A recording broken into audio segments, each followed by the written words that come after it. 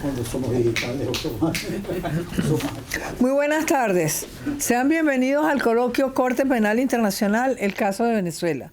Este evento es posible gracias a la colaboración de dos instituciones líderes de la educación y la participación cívica en nuestro hemisferio. La Universidad Peruana de Ciencias Aplicadas, la UPC, es una institución educativa basada en la exigencia y en la innovación, orientada a formar líderes íntegros que transformen el Perú.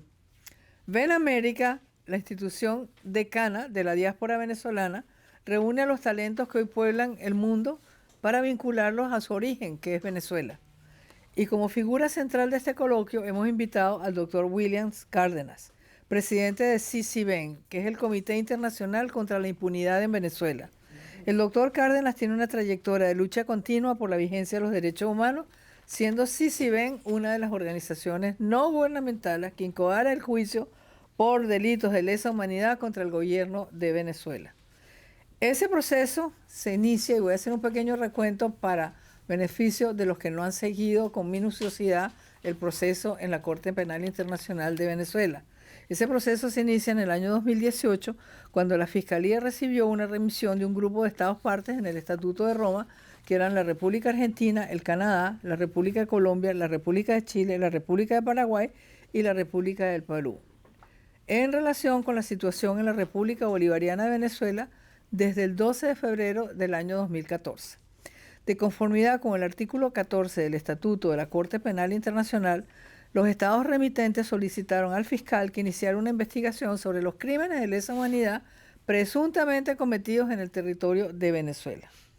En el año 2020 se concluyó que existen motivos razonables para creer que en Venezuela se han cometido crímenes de lesa humanidad, particularmente en el contexto de la detención desde por lo menos abril del año 2017.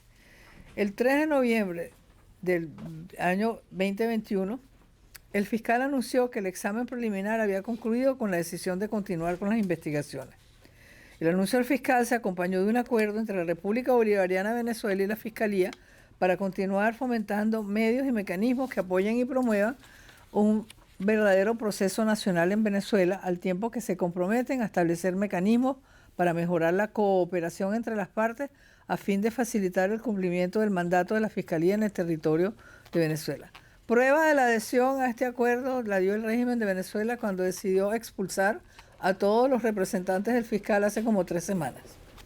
El 21 de abril del 2022, el fiscal notificó a la Sala de Cuestiones Preliminares que había recibido una solicitud de la República Bolivariana de Venezuela para aplazar las investigaciones de la oficina en favor de las acciones llevadas a cabo por las autoridades nacionales de Venezuela, de conformidad con el artículo 18 del Estatuto de Roma.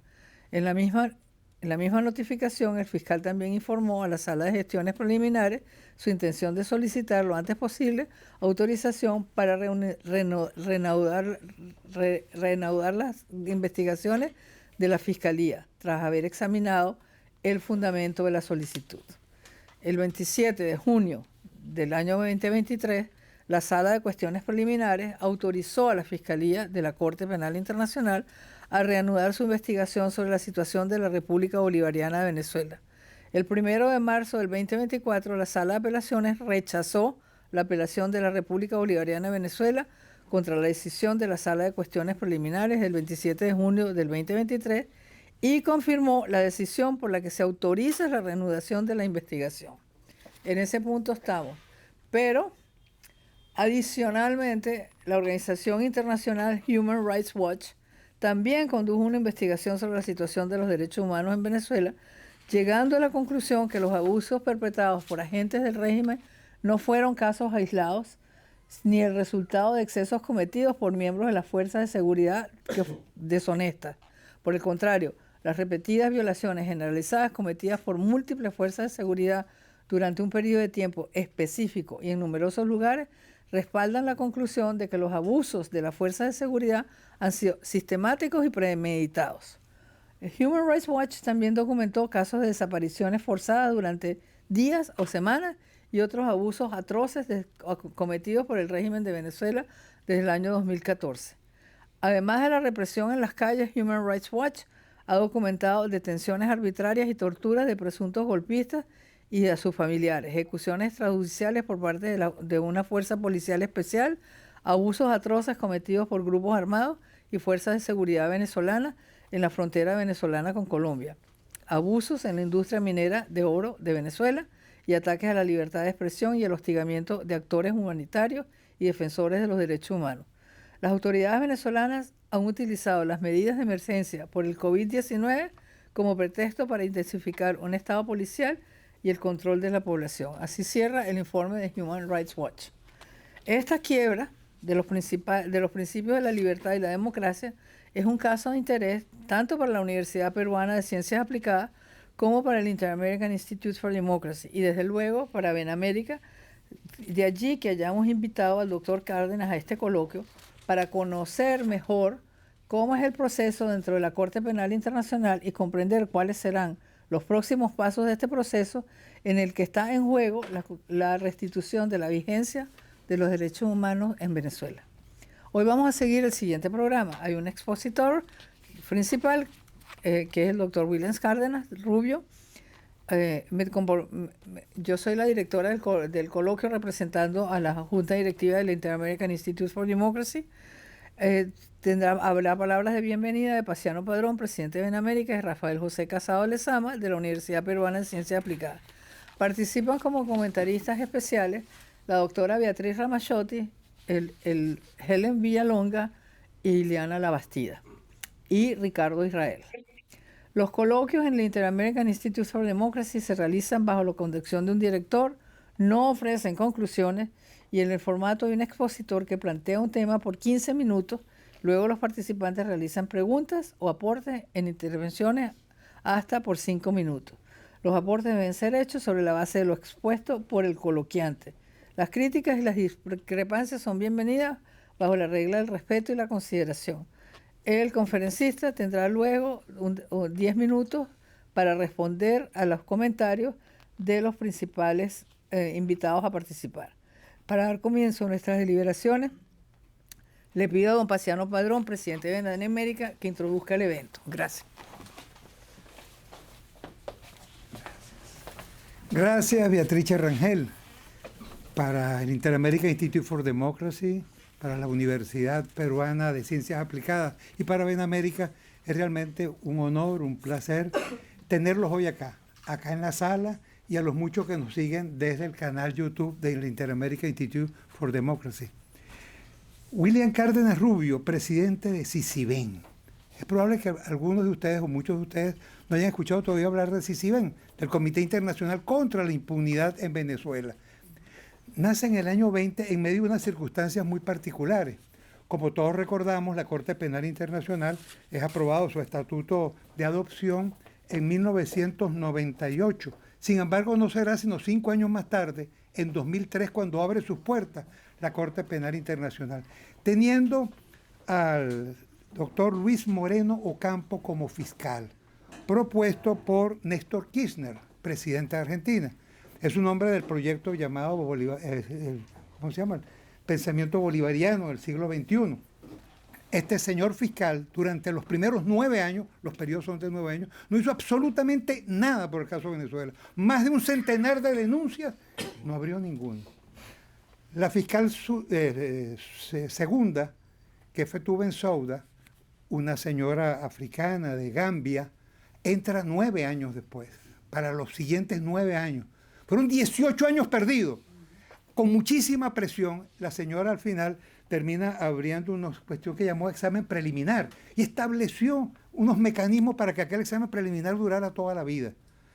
En vista de esto, de que comienzan además a moverse Pedro Sánchez, presidente de España, Zapatero, expresidente, y el señor Garzón, a quien recordamos, ex magistrado Garzón, comienzan a moverse para buscar el sucesor de ese proyecto que ya llevaba 18 años.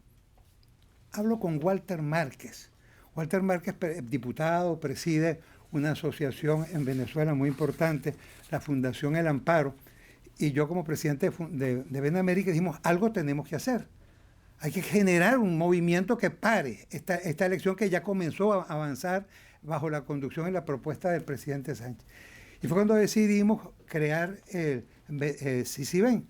Hablamos con Luis Corona, entonces era presidente de Benamérica, un estratega estupendo. Lo nombramos director de estrategia de aquello que estaban haciendo. Ingeniero metido en la estrategia de lo que íbamos a hacer en la Corte Penal Internacional.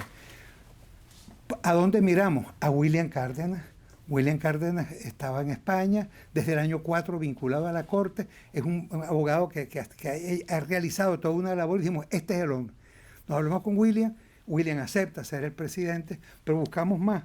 Ahí nos buscamos a Víctor Rodríguez Cedeño, internacionalista, abogado, que había sido además el autor del Estatuto de Roma, el autor del proyecto. O sea, nadie mejor que él para estar con nosotros en aquel evento. Buscamos a Adolfo Salgueiro, que nos está acompañando aquí. Gracias, Adolfo, por estar presente, al igual que Luis Corona.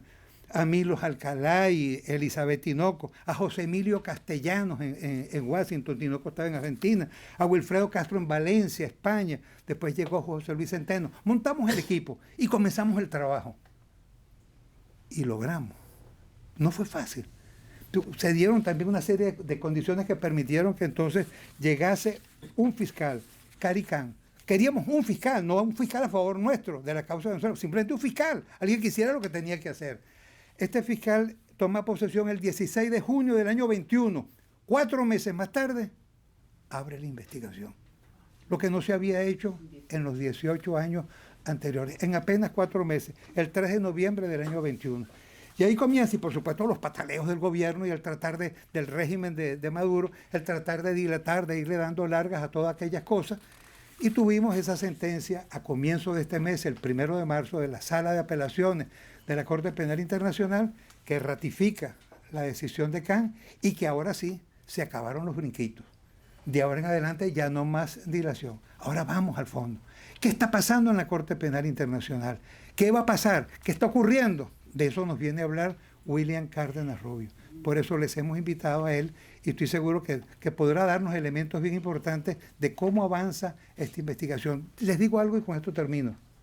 Si algo le tiene miedo a Maduro, es a la Corte Penal Internacional. Él sabe que le van a apretar en el momento y las cosas van marchando y van marchando bien. Gracias por venir.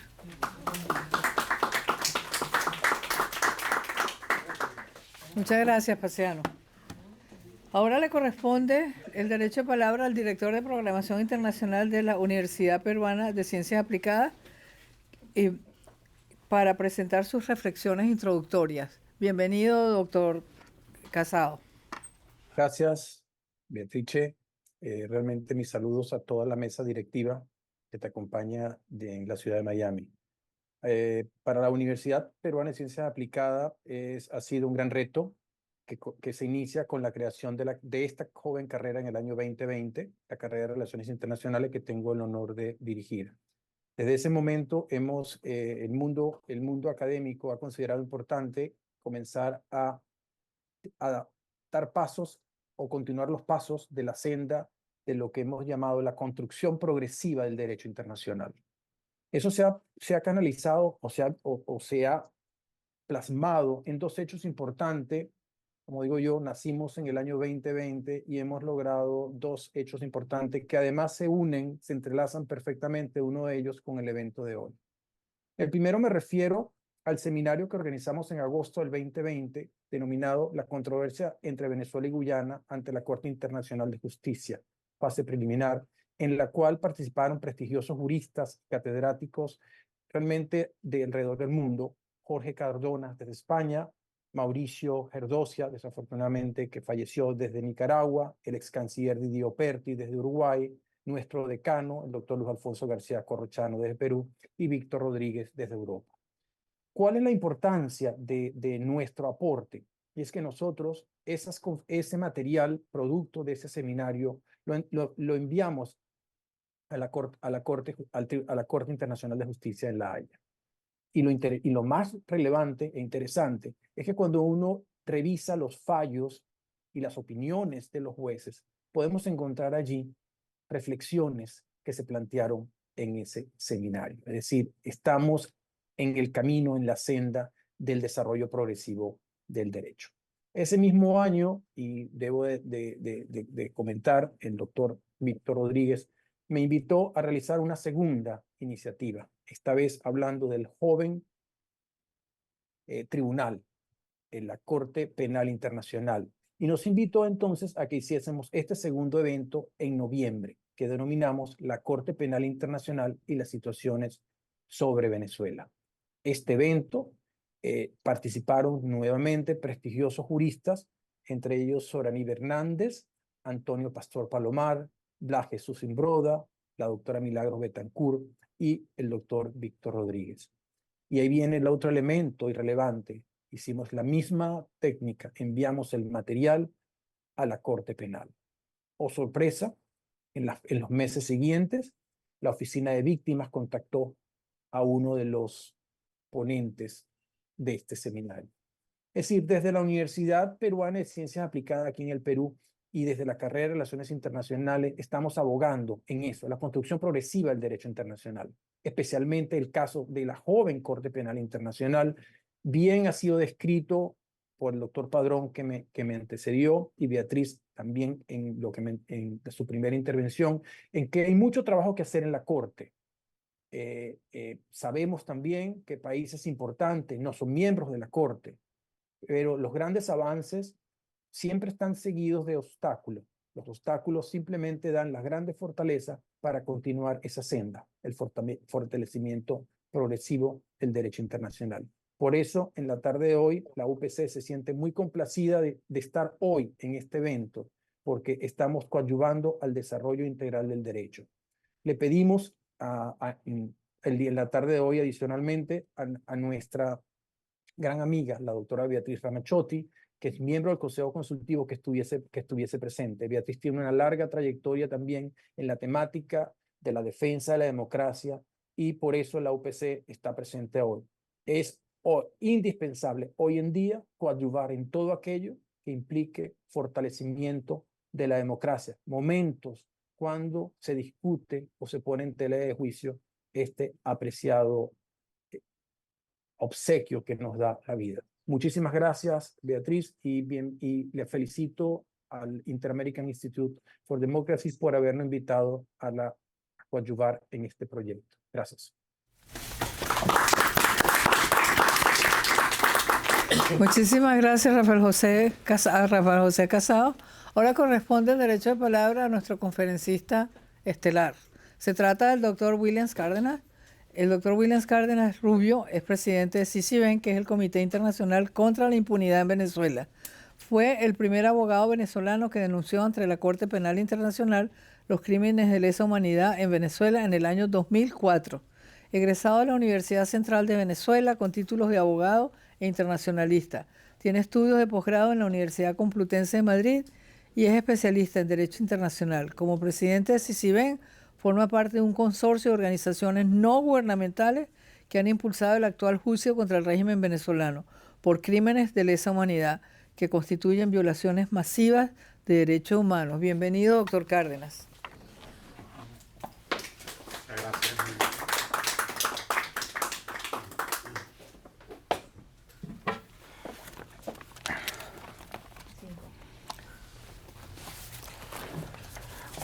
Muchísimas gracias, doctora Beatriz Rangel, por esta gentil presentación. Muchísimas gracias a todos los presentes, especialmente, por supuesto, al al Inter-American Institute for Democracy, a Beniamérica, a la Universidad Peruana de Ciencias Aplicadas, a CICIBEN, donde nos hemos reunido un grupo de personas con unas características muy singulares. Gente con experiencia. Eso tiene un valor. Yo apuesto por la experiencia. También muchísimas gracias a alguien que ha permitido que hoy pueda estar aquí con ustedes y que lo ha permitido por una razón muy sencilla, porque trabajamos juntos, doña Helen Villalonga y Amavex. Helen participó de una manera muy intensa en este proceso, largo proceso.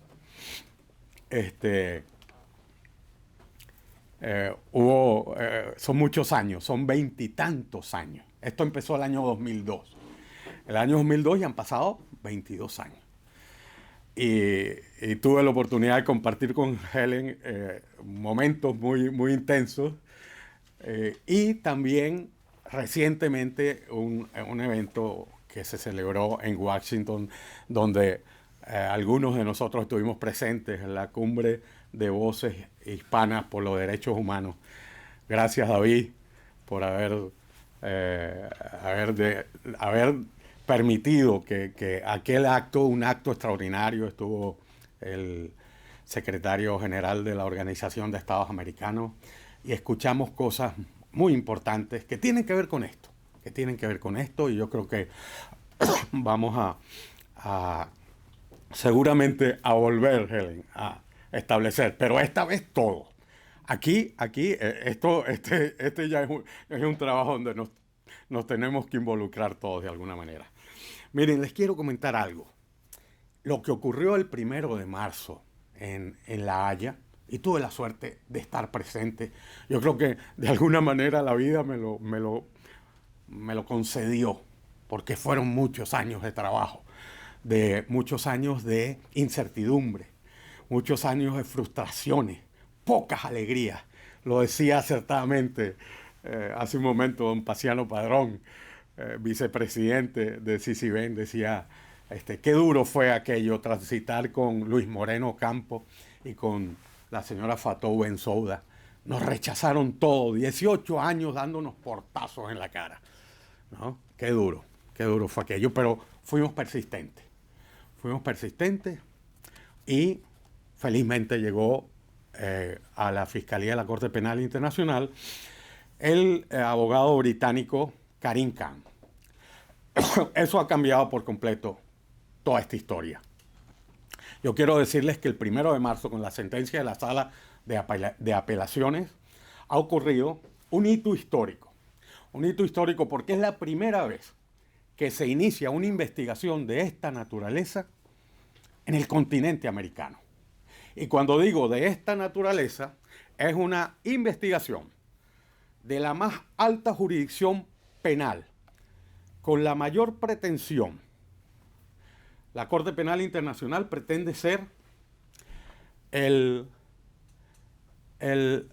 la más alta instancia para investigar y sancionar los más graves crímenes contra la humanidad. Perdonen, pero en el viaje me fastidiaba la garganta. Resulta que por primera vez en la historia de la Corte, y la Corte tiene también 22 años, lo que tiene el caso de Venezuela, por primera vez en la historia de la Corte se abre una investigación en el continente americano, con lo que eso significa para el continente americano. Y le voy a explicar muy brevemente en qué radica la importancia de esto. Miren, la Corte es muy joven, 20 años para una Corte con esa pretensión, bueno, pues es como andar todavía en pantalones cortos, ¿no? Una Corte con esa ambición, bueno, pues 20 años es muy poco tiempo, ¿no? Pero en estos 20 años la Corte ha estado manejando una cantidad de situaciones, de situaciones que han estado bajo su óptica, bajo su revisión, bajo su investigación y bajo su sanción. La gran mayoría de ellas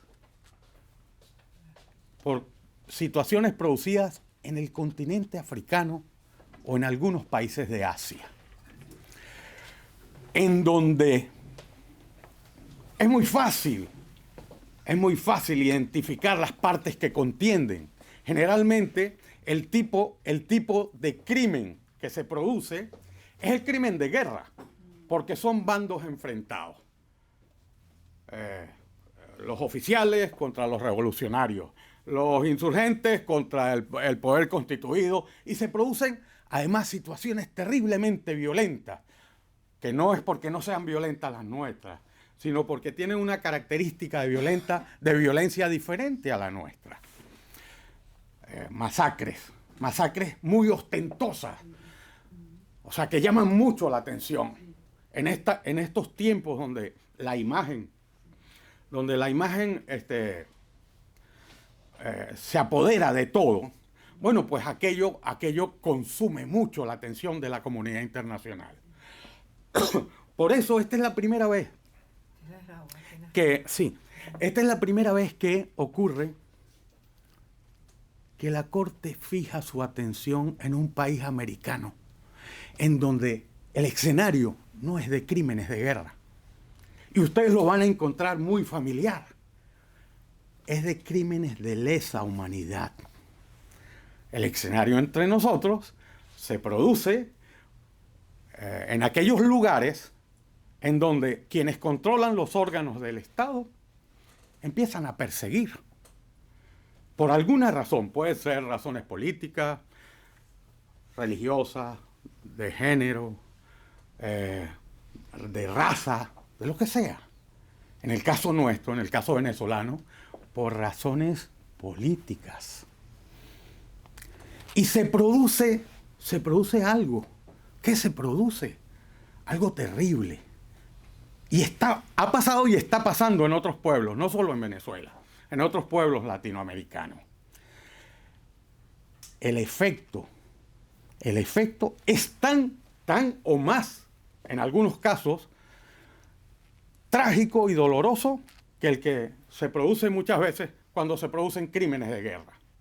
Venezuela tiene ahora mismo más de 8 millones de personas desplazadas, desplazados forzosos, que han tenido que salir del país.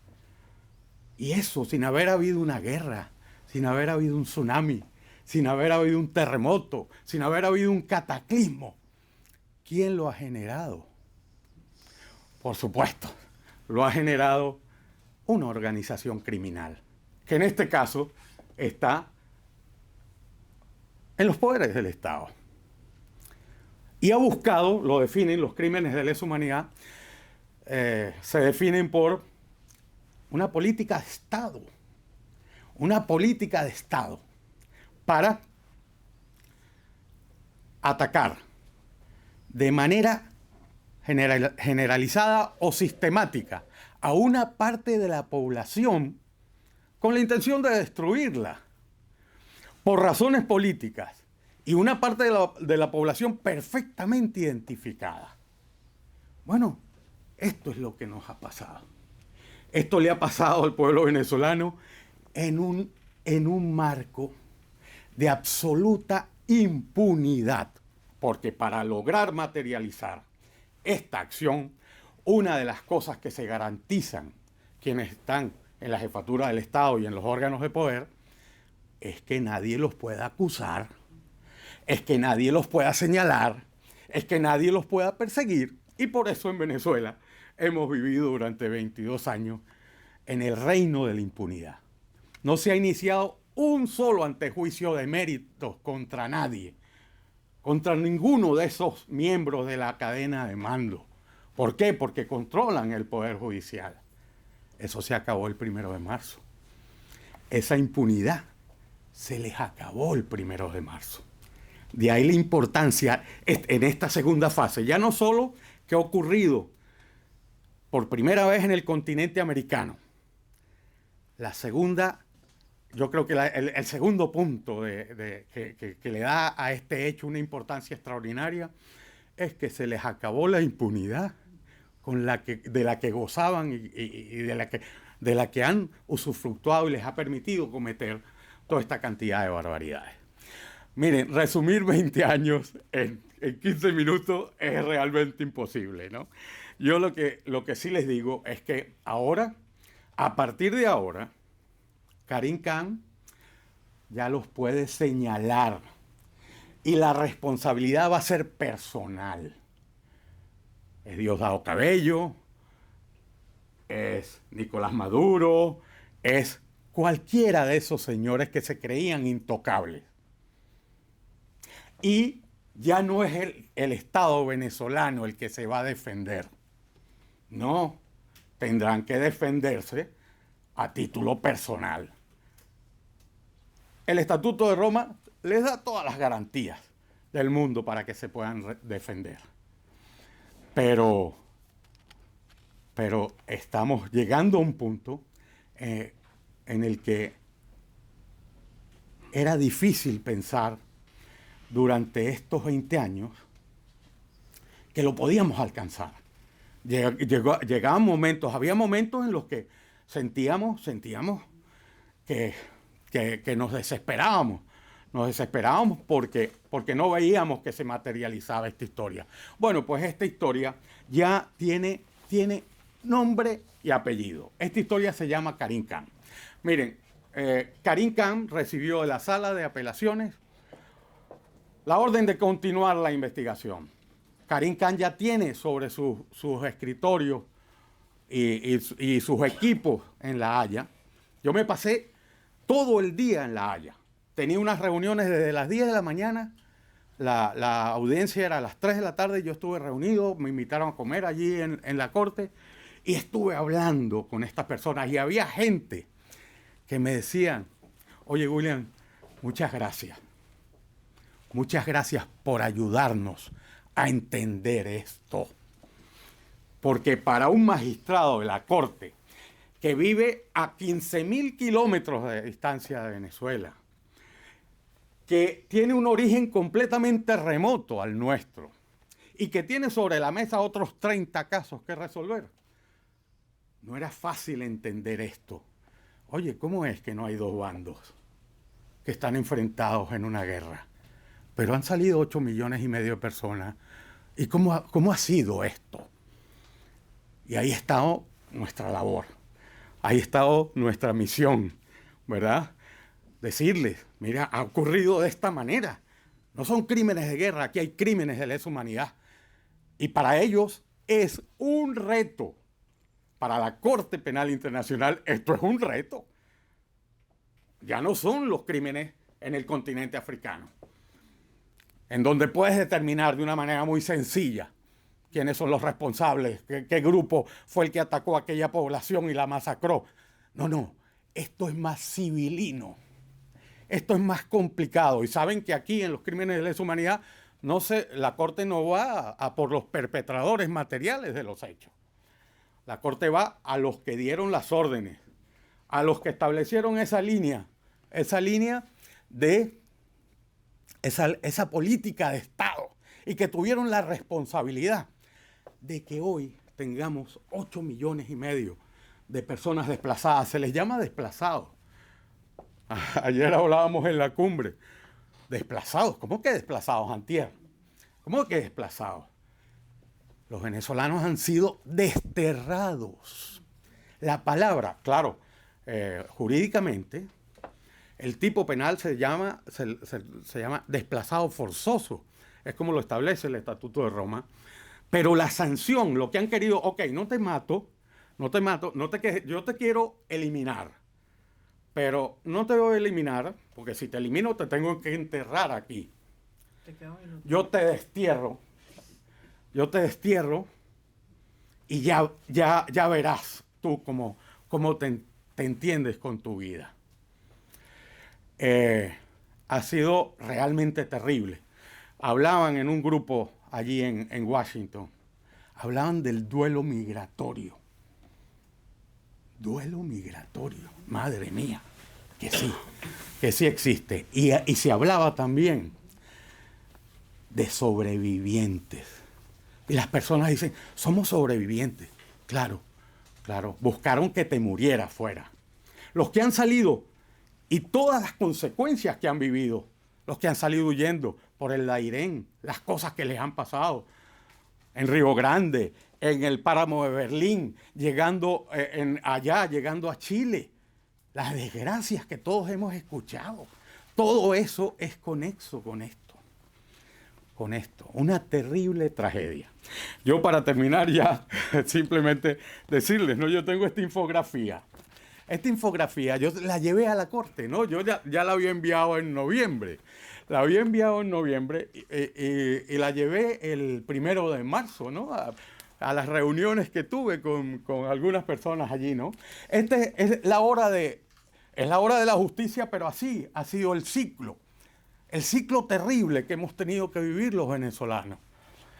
Todo empieza un marco de impunidad, ¿verdad? Empieza con la persecución. Las primeras víctimas, los trabajadores petroleros. Me acuerdo, los semerucos, desplazamiento forzoso, los sacaron, los hicieron a las 3 de la mañana, abuelos, nietos, señoras, no tuvieron contemplación. El primer desplazamiento forzoso que se produjo en Venezuela. Les quitaron las prestaciones, les dictaron órdenes de captura, los hicieron huir. Y no pasó nada. ¿Por qué? Porque ya empezaban a controlar la impunidad. Chávez aumentó el número de magistrados del Tribunal Supremo para garantizarse las decisiones. Cuando tuvo que mandar un mensaje, metió presa a la juez María Lourdes Afiuni, porque había dictado una decisión contra él. Y para decirle, no contra él, contra sus deseos, y para demostrarle al Poder Judicial lo que le podía pasar a un juez si cometía un desafuero de esa naturaleza, la sacaron esposada de la cárcel. Y no bastante con eso, la violaron en la cárcel, la condenaron, la vejaron a tratos crueles e inhumanos. Eso mismo hicieron con muchos. Miren, esto es largo, pero bueno. Después de la persecución vienen las detenciones, las encarcelaciones. ¿Y qué pasa en las cárceles? Las torturas. Llegaron las torturas. Todo esto fue un ciclo que hemos vivido como sociedad. En las torturas, las violaciones, agresiones sexuales, los tratos crueles e inhumanos. Todos estos crímenes previstos en el Estatuto de Roma, en el artículo 7, como crímenes de lesa humanidad. Asesinatos, ejecuciones extrajudiciales. Pero es que después vino algo que en lo que ya criminalmente fueron sofisticando la manera de hacer daño. Termino un segundito. Se acabó. Terminaron sofisticando la manera de matar. Chávez había expropiado los medios de producción. No había forma de nada. Acabaron con la producción agrícola. La gente empezó a pasar hambre. Y cuando tú pasas hambre, ¿qué te pasa después? Te enfermas. Y entonces te racionaron el racionamiento intencional de alimentos y de medicina. ¿Saben cómo se llama eso? Exterminio. Y no hay que tener pena de utilizar las palabras que correspondan. Miren, ir con los indígenas en el arco minero. O sea, miren, yo voy a poner a disposición de el instituto esta infografía y simplemente decirles que ahora encontramos el camino. Esto lo van a revisar magistrados de la Corte Penal Internacional y este camino marca un hito en la historia de la vida política y social de los pueblos americanos y en la vida de nuestros pueblos latinoamericanos especialmente. Perdonen que me haya extendido, pero es que esto es muy largo. Vale, muchas gracias. Perdón.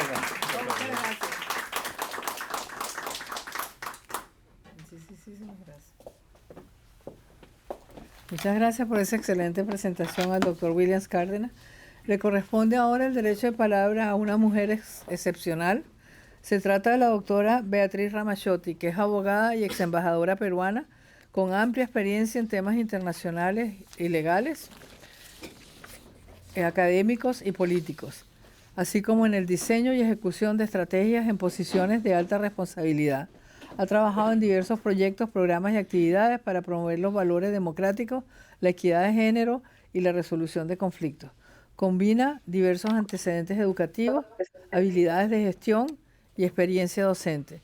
La doctora Ramazzotti tiene una licenciatura en Derecho y una maestría en Asuntos Internacionales de la Escuela Fletcher de Derecho y Diplomacia de la Universidad de Tufts. Bienvenida, doctora Ramazzotti. Muchísimas gracias. Muy buenas tardes a todos.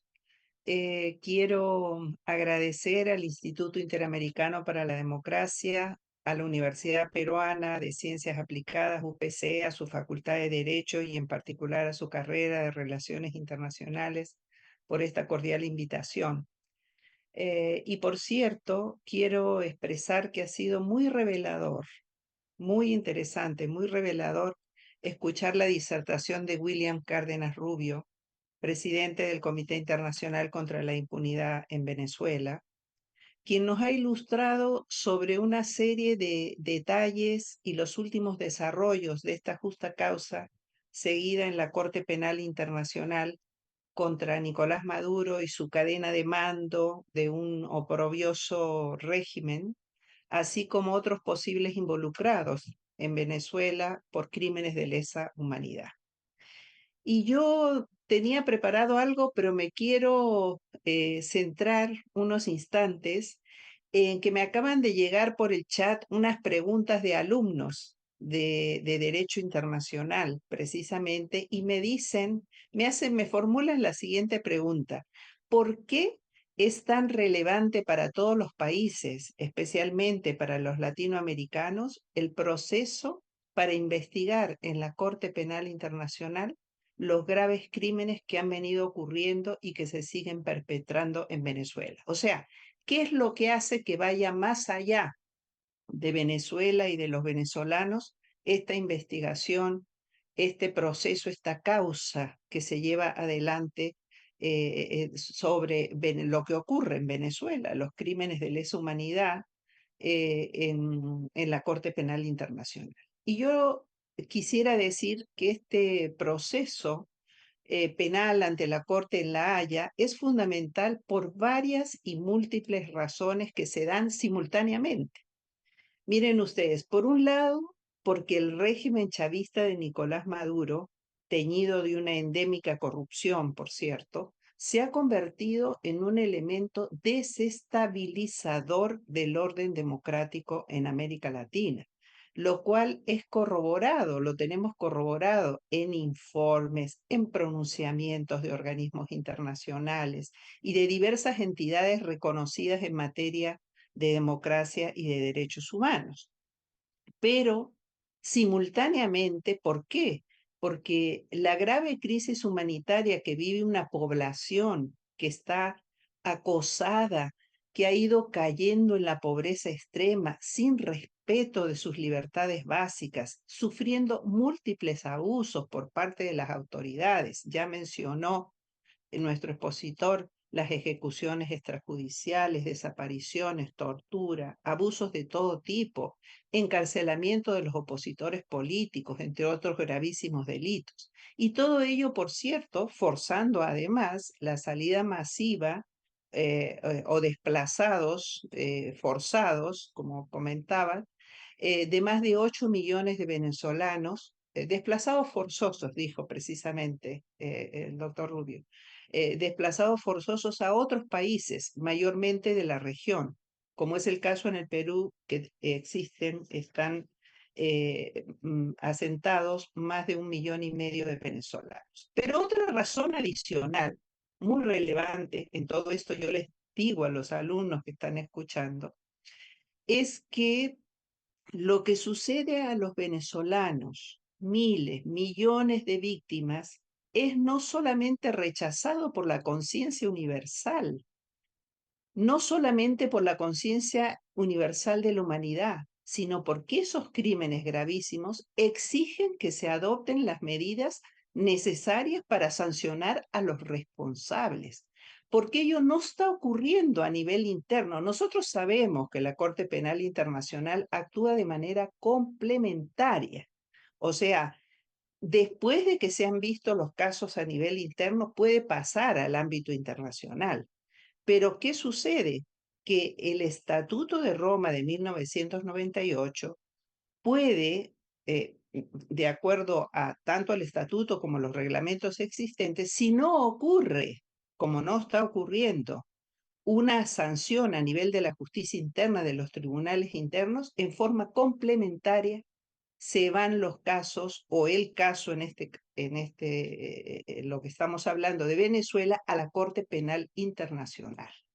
Y ahí se ofrece una instancia para investigar, juzgar y sancionar estos gravísimos crímenes bajo un principio que a veces no se comprende, pero que es el principio de la responsabilidad penal individual, lo cual representa un hito fundamental, ¿verdad?, para los que estamos formados en materia jurídica y debemos velar porque prime la justicia y va a haber esos responsables.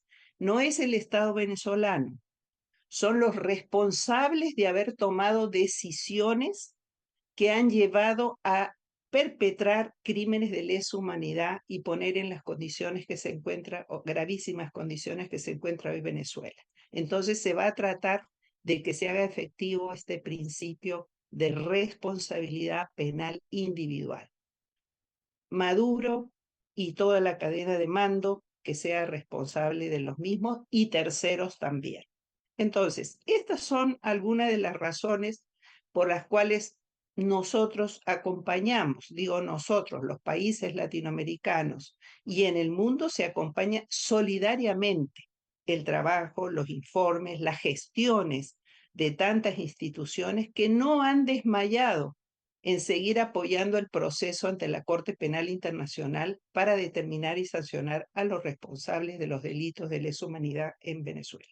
Yo sé que tengo poco tiempo, pero no quiero terminar los comentarios sin decir lo siguiente, que hemos escuchado a nuestro expositor Walter Cárdenas Rubio, todo lo que se ha transitado en estos 20 años ante la Corte Penal Internacional.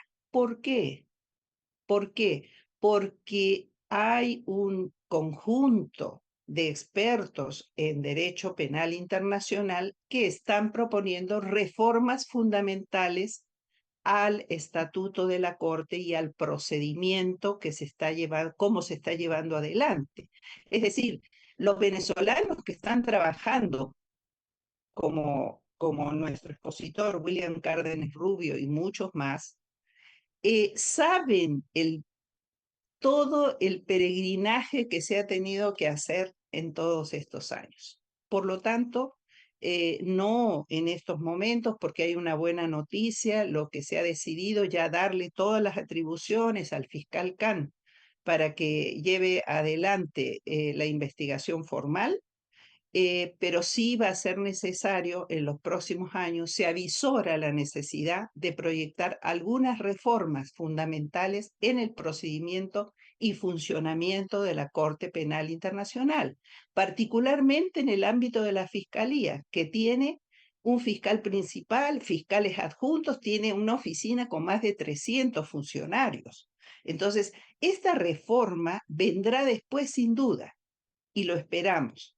Pero el caso venezolano que se ha instalado dentro de este proceso penal internacional definitivamente nos ha dado luces sobre lo que va a ser necesario para una reforma fundamental y sobre todo a nivel de la Fiscalía. Por supuesto, ahora tenemos un fiscal que está efectivamente llevando adelante la investigación, pero hemos tenido los otros dos fiscales que realmente no atendieron los reclamos justos de Venezuela. Nosotros sabemos que va a llegar el momento, quizás pronto, en que se dé la orden de comparecencia, en su caso, detención de los presuntos culpables en el régimen de Maduro por crímenes de lesa humanidad. Si bien la sala de cuestiones preliminares acaban de nombrar 3 juezas, no emite sentencias, sin embargo, una conclusión de esta sala de cuestiones preliminares con las nuevas juezas que están interesadas y que están conociendo el caso de Venezuela y podrían llegar a emitir la existencia de méritos para abrir un juicio, lo cual implicaría la existencia de las pruebas contundentes que esperamos presente el fiscal K. Esperamos que así sea. Gracias. Bueno, muchísimas gracias a la doctora Ramazzotti por esa excelente intervención. Vamos a invitar ahora a presentar sus comentarios a Ricardo Israel. Ricardo Israel es miembro de la Junta Directiva del Inter-American Institute for Democracy, Dentro de ella preside el Comité de Democracia y el Fondo Editorial Francisco de Miranda. Cuenta con una destacada trayectoria académica tanto en Chile como en Inglaterra y en Estados Unidos. Fue candidato presidencial en Chile y es autor de numerosas obras sobre derecho constitucional. Bienvenido, Ricardo. Muchas gracias. Muchas gracias. Con permiso de ustedes, me voy a permitir leer lo que he preparado para aprovechar de mejor tiempo los minutos que disponemos. La Corte Penal Internacional es uno de los pocos tribunales de justicia internacionales permanentes cuya misión es juzgar a quienes han sido acusados de cometer crímenes, entre ellos los más graves: genocidio, guerra, agresión y lesa humanidad. Importante no confundirla con la Corte o Tribunal Internacional de Justicia más antiguo, que es el órgano judicial de Naciones Unidas creado para juzgar los litigios entre Estados. Mientras que la Corte que nos preocupa, que está viendo el caso venezolano en La Haya, lo hace con personas. El caso Venezuela ha avanzado más lento de lo que uno quisiera, pero ha avanzado bien, como aquí se ha dicho, superando todas las etapas que fija el Estatuto de Roma y va camino a ser el primer fallo sobre América Latina, y lo avanzado da base para estar optimista que debiera ser una condena para Nicolás Maduro. Si ese es el primer objetivo, no hay duda que está en estrecha relación el realismo de suponer que dictaduras como la venezolana no van a caer por el solo efecto de una sentencia condenatoria, por lo que relacionado con cualquier condena debiera estar el objetivo que si cae el dictador, también debe caer la dictadura, para no repetir la experiencia de tantos países donde la caída de una persona no significa el fin del sistema.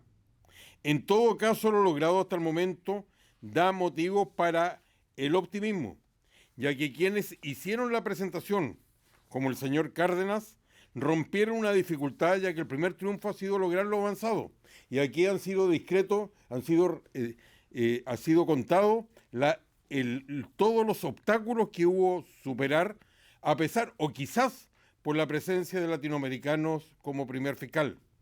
Al sistema en su conjunto le costó entender la naturaleza totalitaria de estos regímenes castrochavistas, su carácter radicalmente antidemocrático y violador de los derechos humanos.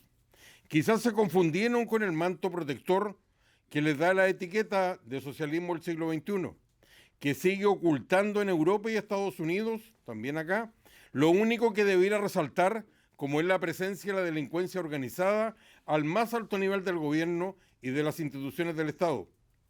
En cierto modo es como la Carta Democrática de la OEA, que tiene en su aplicación práctica un problema. Por su origen en el tiempo, el año 2001, tiene una respuesta preparada y probablemente automática para un tema que no es de hoy día, como son las dictaduras militares de la segunda mitad del siglo pasado, pero no la tiene para dictaduras como la venezolana. Quizás porque cuando llegó Chávez, Cuba era la única en la región y hoy son 4 y creciendo, además de la cantidad de gobiernos vinculados al narcotráfico. Recordemos que Cuba fue salvada por la unión de dinero venezolano y por Lula, que le dio manto político para la existencia y fortalecimiento a través del Foro de Sao Paulo. Y lo llamativo de esta relación con Cuba es que lo habitual en la historia es que el país más rico domina al más débil, mientras que la relación entre Cuba y Venezuela ha ocurrido lo opuesto, cuando Caracas es hoy día totalmente dependiente, comprometiendo su independencia nacional. Y esta influencia se nota en estos días, no solo en la represión contra los equipos de los candidatos presidenciales como María Corina Machado, sino también en el largo brazo que hizo ejecutar al teniente Ojeda en Chile y en la detención de Rocío San Miguel, siguiendo el denominador común de atacar a las Fuerzas Armadas disidentes y también a los activistas de derechos humanos. Este tipo de influencia se nota en la forma como negocian y no cumplen. No es novedad con la oposición, pero también ha ocurrido con Washington, que cayó en la misma trampa de negociaciones políticas anteriores después de Barbados, olvidando que los códigos de negociación no son ni siquiera los de Maquiavelo, sino los delincuenciales de la mafia del Padrino. Recordemos que el caso venezolano, como nos dijo Beatrice, se originó por la presentación el año 2018 de 6 grupos de 6 países. Con posterioridad, el 3 de noviembre de 2021, la Fiscalía anunció la decisión de continuar con las investigaciones. Y más tarde, el 21 de abril de 2022, la Fiscalía notificó a la Sala de Cuestiones Preliminares una solicitud de Venezuela para aplazar las investigaciones, que fue rechazada, y la última y reconfortante decisión ha sido explicada acá de este 1 de marzo, cuando la propia Sala de Apelaciones decidió en La Haya que la Fiscalía debería continuar con la investigación de los crímenes de lesa humanidad. Y esto ha sido fortalecido por el anuncio del abogado de la familia del teniente Ojeda de llevar el caso ante la misma Corte Penal Internacional, al igual que la decisión reciente de un juez federal argentino que archivó la causa abierta en Argentina para perseguir o investigar los crímenes de la dictadura venezolana y ordenó remitir los antecedentes a donde correspondía, que era a la Corte Penal Internacional. Toda esta situación conlleva la aplicación de los principios que rigen el funcionamiento, la complementariedad de verse obligado a intervenir porque el país no ha querido juzgar, significa juzgar a todo responsable, incluyendo partiendo por el jefe de Estado. Al mismo tiempo, la imprescriptibilidad de delitos que no prescriben y el hecho que ejercer un cargo no exime de ninguna responsabilidad penal. Por último y como conclusión, reiteramos que la dictadura no va a caer por un fallo o por ser derrotada en una elección.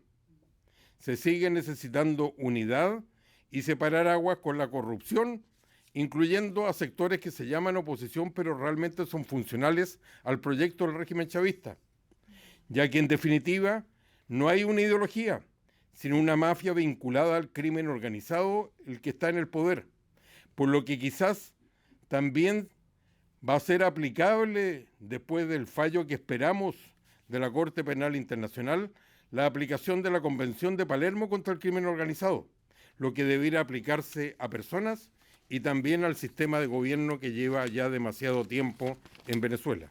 Muchas gracias.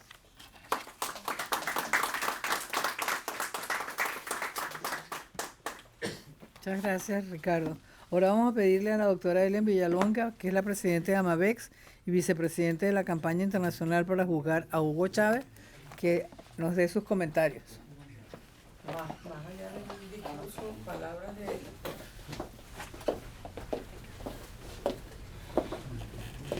Bueno, muchísimas gracias. Para quienes no me conocen, también soy abogada.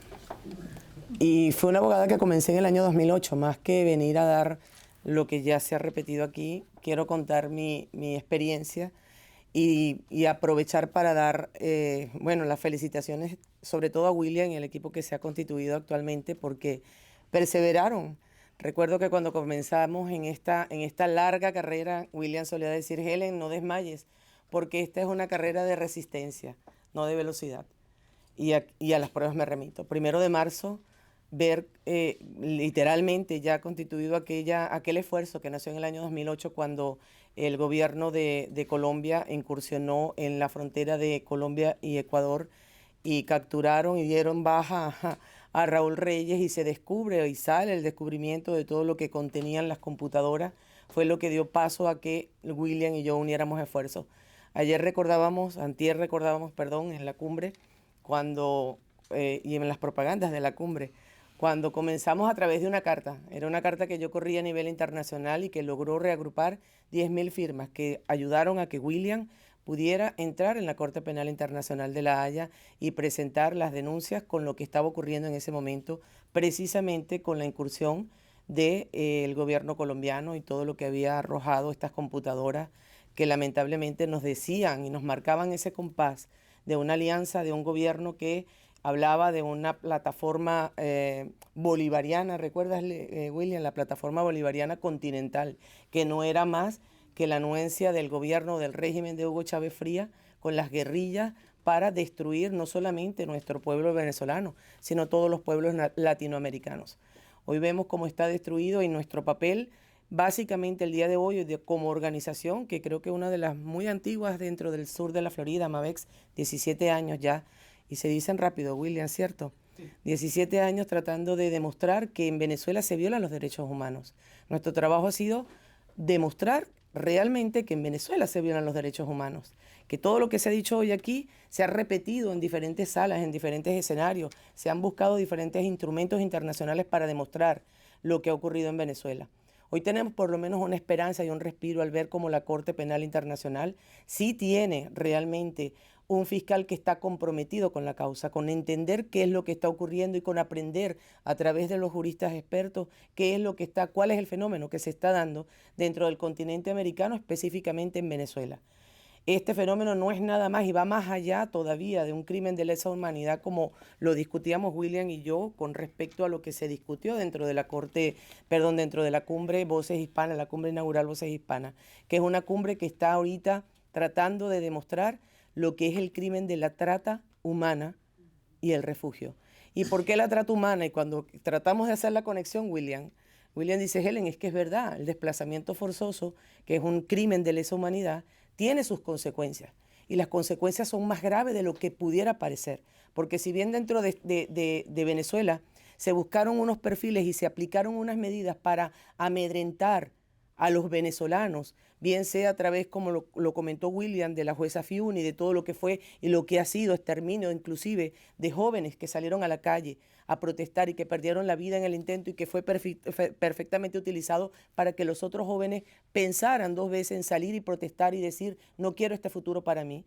Lo más grave que está ocurriendo en este momento es que el mismo gobierno es el responsable de lo que estamos viendo hoy alrededor de todo el corredor sur y de la frontera de México y Estados Unidos. Ver cómo en esa frontera existe actualmente un caldo de cultivo donde proliferan desafortunadamente cualquier cantidad de criminales aprovechando el dolor que tienen estas familias venezolanas que ya no soportan vivir dentro de un régimen que ha causado hasta el exterminio, como lo acaba de mencionar William, negándole lo más esencial, la medicina, la comida, lo básico, hasta la luz, el agua. ¿Qué hace la familia? Sale. Pero al salir, ¿con qué se encuentra? Con criminales que le ofrecen o que le proporcionan una oferta engañosa. Yo te llevo, yo te cruzo, yo te doy. Terminan convirtiéndose en esclavos laborales y esclavos sexuales. Ese es el fenómeno más grave que hemos visto en los últimos tiempos.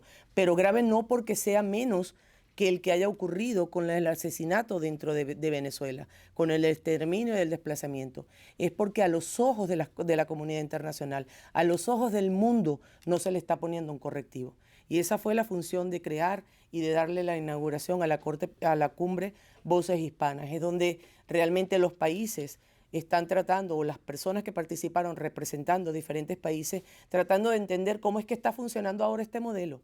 Cómo es que aquel modelo que asesinaba a todo disidente que salía a la calle era amedrentado, asesinado, aprendido, colocado en una mazmorra, colocado en una tumba como es el helicoide, proporcionándole los tratos más crueles e inhumanos. Ahora mutó, ahora tenemos otro tipo de persecución, ahora tenemos otro tipo de crimen y que va más allá de ser el crimen que comete el Estado venezolano contra los venezolanos para constituir un crimen con una red internacional de crimen transnacional, que está acabando con la esperanza de los venezolanos, que les está produciendo no solamente el dolor que se le produjo en el pasado al joven, a la familia que perdió un hijo o a aquel que lo metieron preso y lo torturaron, es la división de la familia, es ponerle definitivamente el miedo en el corazón, no solamente porque te desplazas, no solamente porque no tienes arraigo, no solamente porque no tienes oportunidades de vida, sino porque los caminos que tienes que recorrer para llegar a la oportunidad de vivir en un suelo de libertad te convierte en una presa segura, de convertirte en una persona que va a ser prostituida o que laboralmente va a ser explotada. Eso es lo que estamos viendo el día de hoy. Pero más allá de ello, es el desconocimiento de la comunidad venezolana y la comunidad americana sobre las oportunidades que ofrecen algunas instituciones y algunos organismos internacionales para poder apalear esto que está ocurriendo. Nosotros pudimos notar, William, cuando estuvimos en la cumbre, nos acompañó Liliana, David, algunos de los presentes estuvieron, Gustavo, cuando hice una pregunta y en toda la sala, solo 2 personas levantaron la mano. Cuando yo hice la pregunta si alguien conocía qué era la plataforma R4B. Quiero hacerla otra vez. ¿Quiénes conocen la plataforma R4B? Claro, usted lo conoció, no sea tramposo, Gustavo. Usted lo conoció en la cumbre. La plataforma R4B fue una plataforma creada en el año 2019 para paliar justamente el desplazamiento de los venezolanos que salen de Venezuela y que cruzan todo el corredor o que salen buscando auxilio en los diferentes países. Una plataforma que reagrupa 17 países del continente que están aliados junto con la ACNUR y que están supuestos a darle la medida más esencial, como es la oportunidad de vivir legalmente en el país que los recibe. Y yo me pregunto, si estamos hablando de derechos humanos, si estamos hablando de instancias internacionales y nosotros mismos no conocemos cuáles son las oportunidades que hay para que los venezolanos no arriesguen su vida, estamos definitivamente mal. Esa es la intención de crear una cumbre, educar. Tenemos que educarnos, más allá de unirnos, porque aquí estamos unidos, pero a veces caminamos en un sentido creyendo que ese es el único, seguro, que ese es el único camino que nos queda, pero más allá de ello tenemos que educar a nuestra comunidad cuáles son las oportunidades que tiene para no convertirse en una presa, no solamente del Estado, sino de grupos, alianzas y redes internacionales de crímenes donde conjugan no solamente los aliados al Estado, sino narcotraficantes y guerrillas. Buenas tardes.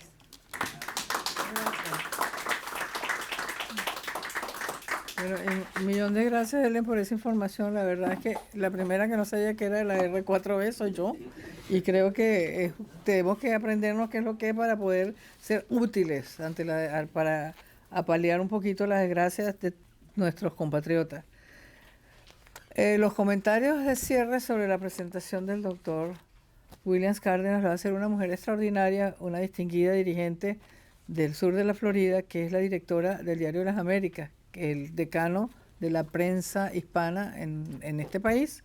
Se trata de Ileana Labastida, que es una de las profesionales del periodismo con más méritos dentro de la comunidad hispana.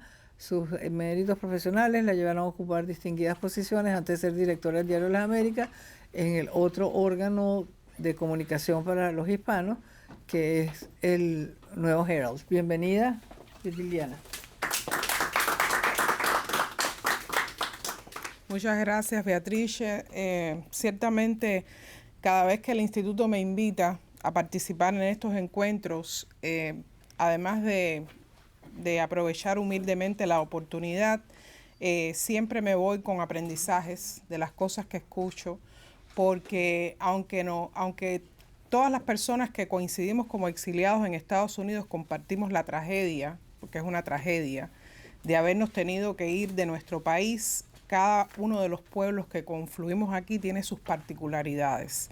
Y en los años que llevo aprendiendo de la realidad venezolana, hay dos cosas, independientemente de las tragedias que a diario se viven por todo lo que está sufriendo este pueblo, hay dos cosas que yo he aprendido a admirar de la diáspora venezolana, y es la convicción y el optimismo que mantienen.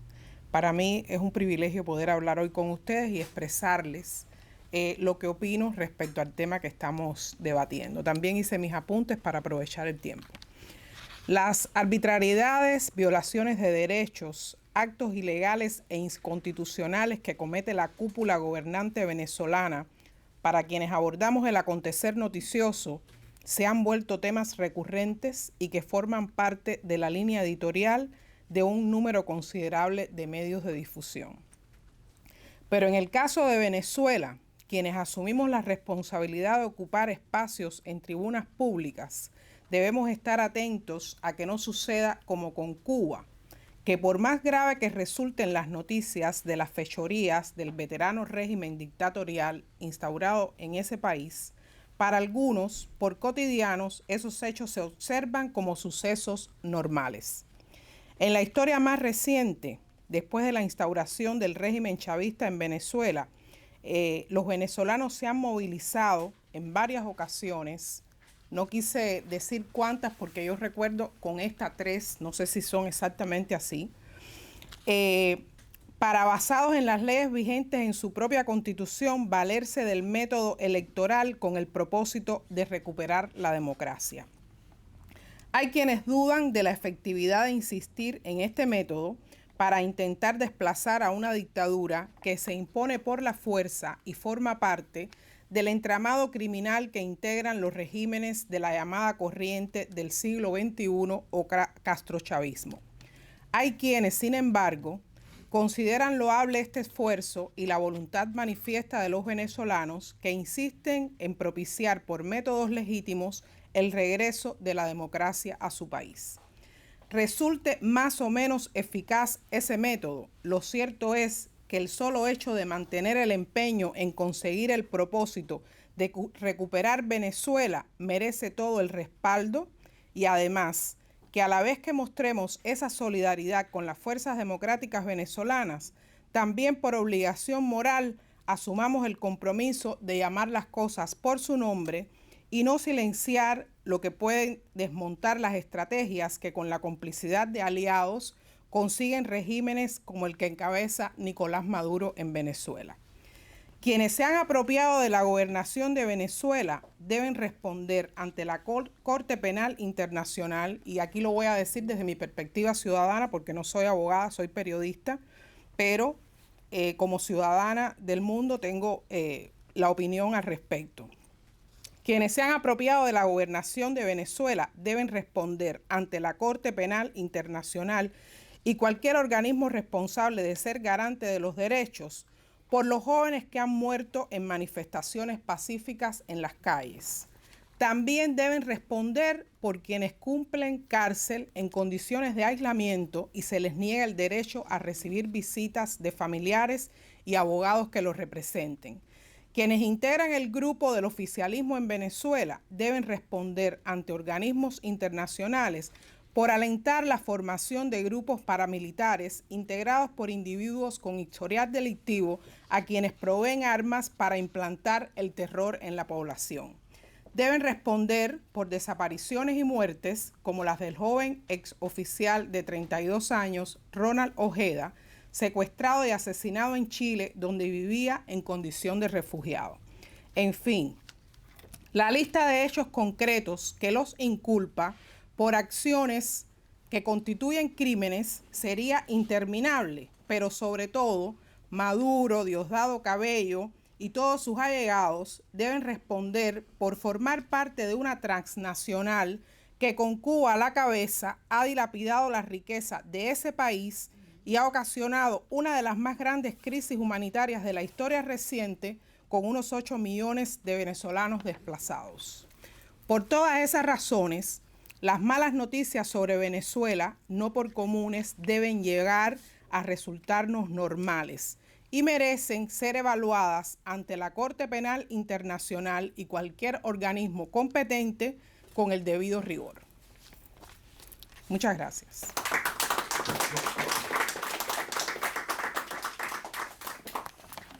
Muchas gracias, Iliana. Ahora le corresponde al doctor Cárdenas un breve comentario a lo que los comentaristas han dicho sobre su exposición y después vamos al cierre.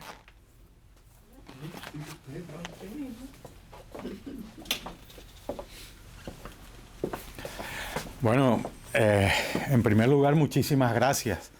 Muchísimas gracias a todos porque hay conciencia de que tenemos un grave problema. El que se nos haya abierto una luz de esperanza no quiere decir que vamos a bajar la guardia. Todo lo contrario. Ahora es cuando se requiere de un esfuerzo importante, un esfuerzo de las víctimas que han resistido muchísimo hasta esperar ver una lucecita de justicia. O sea, es tener una jurisdicción completamente negada a hacer justicia y ahora tener una luz de esperanza, pero una luz de esperanza en el tribunal, en la corte penal más importante del planeta, ¿verdad? Entonces, yo creo que hay razones para tener esperanza. Y luego, que es un esfuerzo de todos. Yo creo que a Karim Khan lo tenemos que apoyar. Tenemos que apoyar a la Corte. Van a venir campañas campañas que seguramente van a tratar de desvirtuar el carácter de la Corte, las funciones de la Corte, los objetivos de la Corte. Ya desde hace tiempo han estado señalando que si es el imperio, que si es el... No. Son profesionales, son magistrados profesionales. Esta decisión del 1 de marzo tiene 140 páginas en una incidencia, en un proceso preliminar. Un auténtico ejemplo. Cuando la leyó el magistrado presidente de la sala, leyó un resumen de 10 páginas y te das cuenta que lo que hicieron fue esa corte, esa decisión, como no tiene apelación, queda firme. Y hoy en día es jurisprudencia, va a ser jurisprudencia a la Corte, para que el día de mañana no puedan venir otros criminales aventureros a tratar de enredar la vida de un órgano de esas características que se maneja con muchísima seriedad y con mucha profesionalidad. Aquello de inundar la Corte con 30.000 folios diciendo disparates. No, sí, nosotros esto lo arreglamos en Venezuela, lo vamos a juzgar, los hemos juzgado, aquí están los expedientes, y todo era mentira. Bueno, pues los magistrados se encargaron de poner orden pensando en qué, no solo en Venezuela, pensando en el futuro, porque esa sentencia pasa a formar parte del andamiaje jurisprudencial de la Corte. Entonces es un esfuerzo muy serio que yo creo que nos tiene que comprometer a todos. De alguna manera, hasta ahorita ha sido muy difícil. Ha sido muy difícil. Yo creo que ahora hay razones para ser optimistas y hay razones para pedir apoyo, para pedir ayuda y para que, por supuesto, estemos pendientes de esto. Karim Khan seguramente, en cualquier momento, ya tiene en sus manos muchísima información. Va a dar los pasos y en ese momento es probable que se provoque algún tipo de cisma y se ataque a Karim Khan. No, que sepamos dónde estamos y que tengamos fe en la justicia y continuemos trabajando, ¿no? ¿Vale? Gracias. Bueno, y con esta nota de optimismo sobre el futuro, vamos a cerrar este coloquio agradeciendo a las instituciones copatrocinantes como la Universidad Peruana de Ciencias Aplicadas, UPC, y a Benamérica. Los esperamos de nuevo el próximo miércoles a las 5 de la tarde, cuando tendremos un coloquio sobre la situación de la libertad de expresión en Bolivia. Buenas tardes y gracias por acompañarnos.